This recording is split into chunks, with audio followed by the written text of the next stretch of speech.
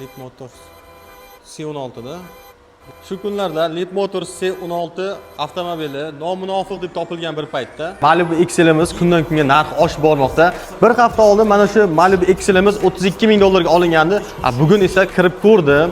OLX'larda 35 ming dollar turibdi. Akalar, narx nimaga bunaqa ko'tarilib ketyapti? Men ham sizlarga o'xshab qiziqib, JM ofitsialniy savdo bo'limiga kirganimda Traverse va Malibu XL ga savdo to'xtatilgan. Akalar, umuman yetkazib bera olmayapti.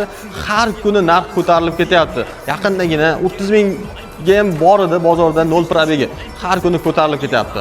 Endi qarang, Malibu XL olganingizdan keyin nimalar qilish kerakligini sizlarga ko'rsatib o'taman. Har safar o'sha qilingan xizmatlar narxini aytib o'ting deyiladi. Ana endi mana shu videomizda narxini oxirida aytib o'tib ketamiz. Bu mashinamizga to'lig'icha 3 etapli polirovka keramika bo'lgan, oldi kapot va qoshi faralari bronza plyonka xizmatlari qilingan va Kurgavoy Armalan brendidan tonirovka xizmatlari qilib berildi.